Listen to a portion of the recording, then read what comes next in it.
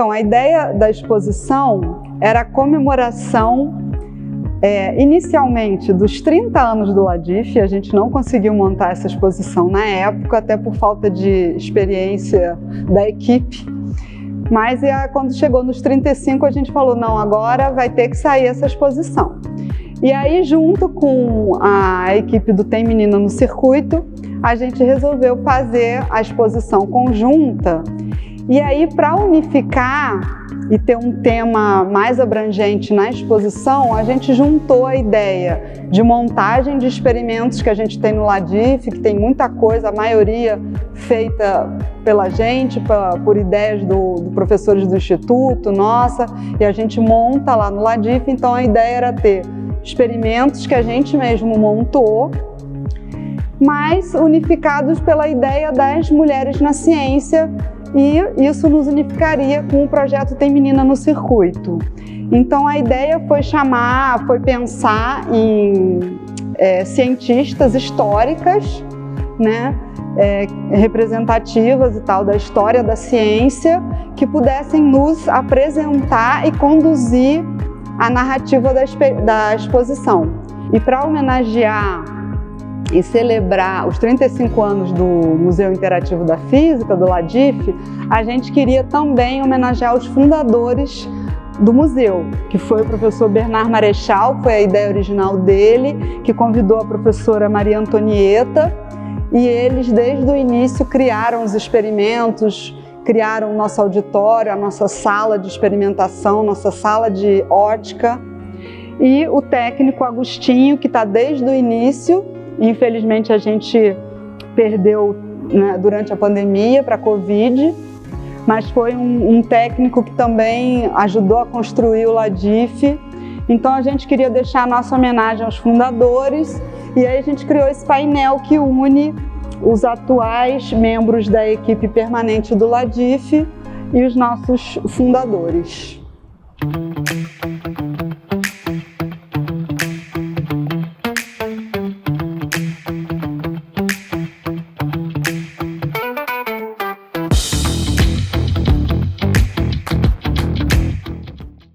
Então, junto com os 35 anos do Ladif, a exposição também comemora os 10 anos do Tem Menina no Circuito, que é um projeto para despertar em meninas o gosto pela ciência e atrair essas meninas para dentro da universidade para ingressar em carreiras de ciências exatas e tecnologias. Ele foi criado há 10 anos, né, lá em 2013, por 3 professoras do Instituto de Física, né? Por mim, pela Tatiana Rapoport e pela Teresa Paiva, e a gente trabalha com escolas públicas de regiões carentes do Rio de Janeiro e da Baixada Fluminense. O que a gente faz é mostrar a ciência por uma visão lúdica, né, para essas meninas. A gente vai toda semana, faz oficinas nas escolas com as meninas, também traz essas meninas para dentro da universidade para conhecer laboratórios, para conhecer o campus, né, para causar a sensação de pertencimento ao local. A gente também procura sempre destacar o trabalho de cientistas, promovendo palestras de mulheres, né, mulheres cientistas para essas meninas. Então a gente leva ou para as escolas, né, essas cientistas para as escolas para fazerem palestras lá, ou traz as meninas para a universidade para assistirem palestras dessas pesquisadoras, né?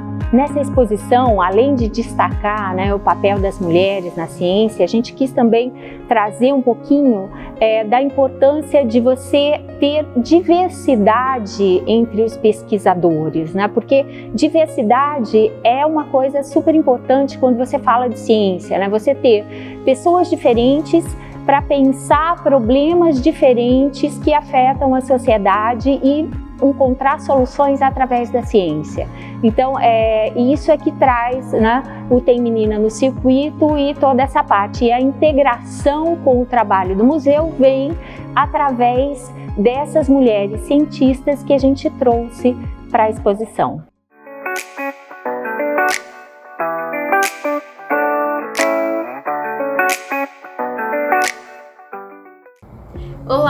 Eu sou a Lívia Mascarenhas, sou produtora cultural da Casa da Ciência da UFRJ e fiz parte da equipe de elaboração e desenvolvimento da exposição Se Liga, São Elas na Física, que foi fruto dessa parceria, né, entre o Museu Interativo da Física, o LADIF, e a Casa da Ciência.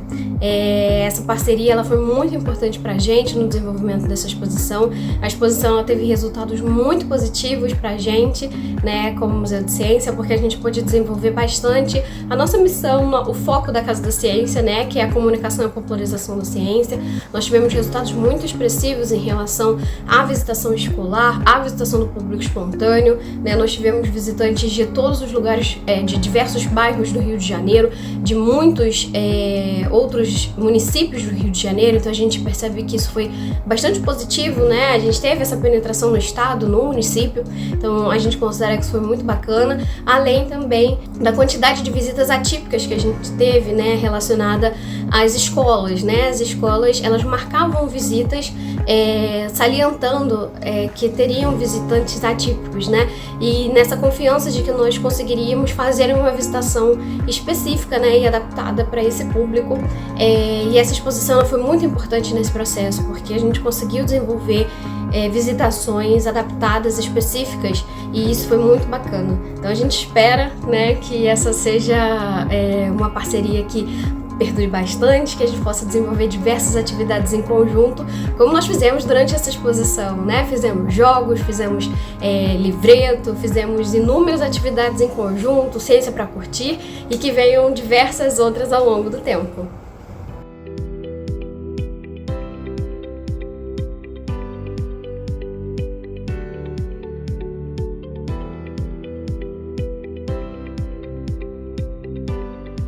No geral, assim, não foi muito difícil fazer pesquisa sobre as mulheres, né, físicas, né, que participaram, integraram a exposição Se Liga, São Elas na Física, que ocorreu na Casa da Ciência, no Rio de Janeiro, né. Não foi tão difícil, mas em alguns casos havia imprecisão nas informações e não tinha tanta informação assim também. Foi o caso, por exemplo, da Hipátia, nascida entre o século 3 e 4, na Alexandria. Ela era uma filósofa e matemática. Também foi o caso de Marian, que nasceu em Alepo, na Síria, era um grande centro cultural da época, no século 10, né? Ela foi uma astrônoma, construtora de astrolábios, que era o GPS da época, né? E Wang, chinesa, também foi um pouco difícil também para pesquisar, né, a história dela. Ela nasceu no século XVIII e uma coisa que me chamou muita atenção, particularmente me chamou muita atenção nessas pesquisas, foi que as mulheres que conseguiam romper a barreira e fazer parte desse time, vamos supor, de cientistas da história, né? Elas tinham incentivos dentro de casa, ou incentivos do pai, do irmão, ou da mãe, do avô, ou da avó.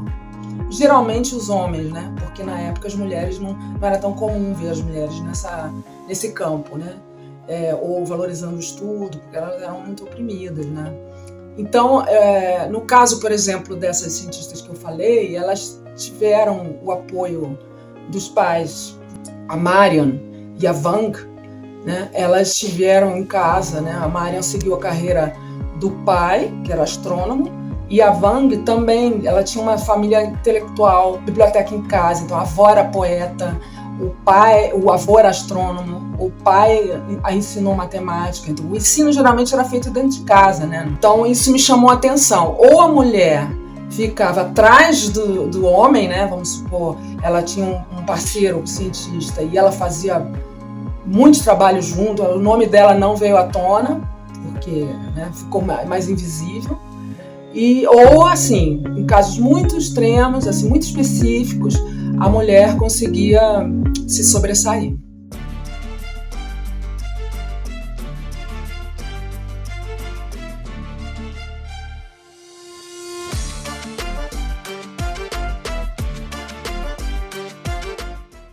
O trabalho de pesquisa sobre as pesquisadoras foi muito fácil, porque na verdade eu já conhecia muitas delas, algumas delas se impunham. O que deu mais trabalho para mim foi a selecionar entre as pesquisadoras mulheres quais que eram mais adequadas para apresentar cada um daqueles experimentos da exposição Se Liga, São Elas na Física.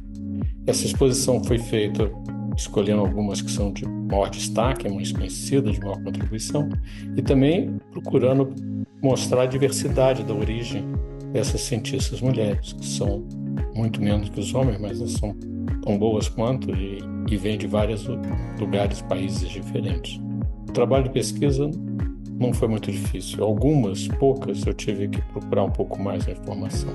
Não me surpreendeu essas mulheres, porque eu trabalho com pesquisadoras mulheres da minha vida toda e elas são tão boas quanto os homens. 80% das minhas orientadas de mestrado e doutorado são mulheres, então eu acho que é bem natural elas ocuparem esse espaço. Saber se alguma me surpreendeu, uma que eu não conhecia de fato o trabalho, foi Eunice Foote Newton, que tem um trabalho fantástico, não era só eu que não conhecia, né? O trabalho dela é feito sobre gases, aquecimento de gases no meio do século XIX, foi completamente perdido, apesar de publicado em revista científica, e só foi recuperado na década de 70, no século XX. Foi um grande trabalho que, muito tempo, foi totalmente desconhecido e é algo que tem uma grande contribuição para os problemas de hoje em dia.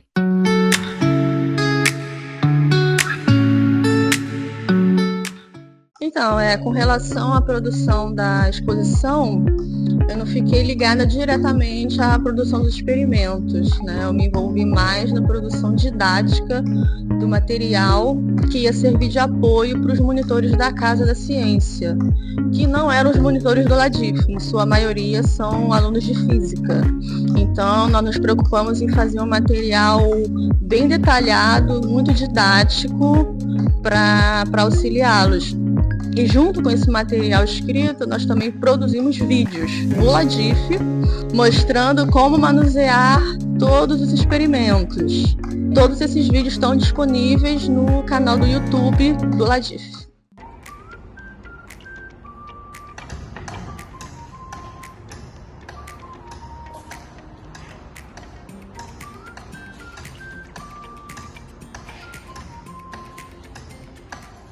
Bom, em relação ao processo de produção de experimentos, foi algo bem bacana de fazer, um processo feito a várias mãos, várias mentes, pensando em conjunto. E um dos experimentos que foram mais trabalhosos, foi o experimento dos pêndulos de onda, que está aqui atrás. Foi um experimento que deu bastante trabalho durante o processo, por conta de toda a mecânica envolvida nele, vários processos de furação ali, a gente precisou ter medidas mais precisas, ajustes e tal, então a gente precisou trabalhar bastante tempo nele. Foi feito com alguns monitores, com a ajuda de alguns monitores que já não estão mais no LADIF. O processo todo de cálculo, de computação foi feito em relação a ele. E, sem dúvida, em relação a isso, é um dos que eu mais gostei de fazer. Muito legal, gratificante ver ele pronto. É um sonho aí que a gente tinha de tê-lo, aqui no LADIF, inclusive a nossa logo, mas não tínhamos o experimento. E aí, ao longo do tempo, fomos pensando e conseguimos, enfim, realizá-lo.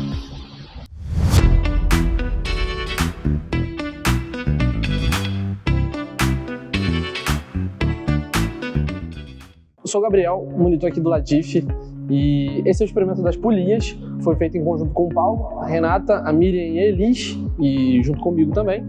E fala justamente sobre a vantagem mecânica que a gente tem, usando associações com polias móveis, tá? Onde uma polia móvel é responsável por dividir o peso à metade, certo? E com um conjunto de polias móveis a gente consegue ter menos esforço para levantar um objeto pesado.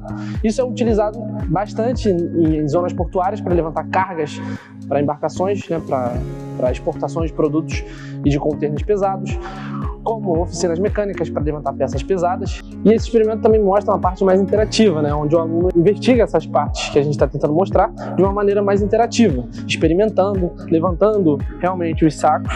Todos eles têm 5 quilos, mas o esforço que eles fazem em cada uma das cordas é diferente, tá? Esse experimento, ao todo, demorou 5 meses para ser feito, cerca de 5 meses, por conta desse balanço, né? A gente precisava de uma estrutura de metal não tão grande, mas também não tão frágil, e as outras partes foi feita com objetos acessíveis até, com essas polias que eram fáceis de encontrar.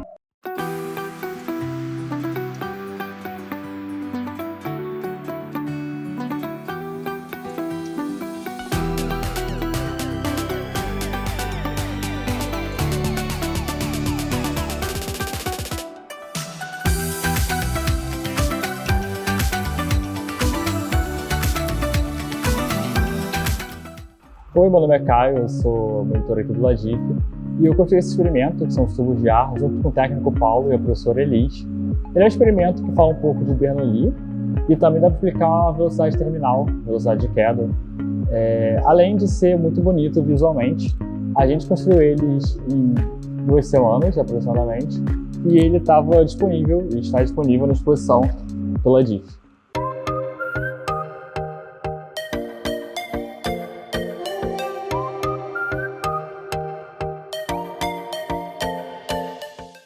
Então, esse daqui é o experimento do tubo de eco, e eu fui uma das responsáveis pela sua montagem, assim como os 2 monitores antigos, Patrick e Luca, e ele levou aproximadamente 4 meses para ser montado, e ele é um pouquinho compacto, mas ele tem 100 metros de tubo aqui, de comprimento, porque a ideia dele é justamente você reparar uma diferença de quando você fala e você escuta, porque o som tem aproximadamente 343 metros por segundo, em temperatura ambiente, a velocidade dele. Então, com os 100 metros de comprimento, vai gerar uma diferença aqui.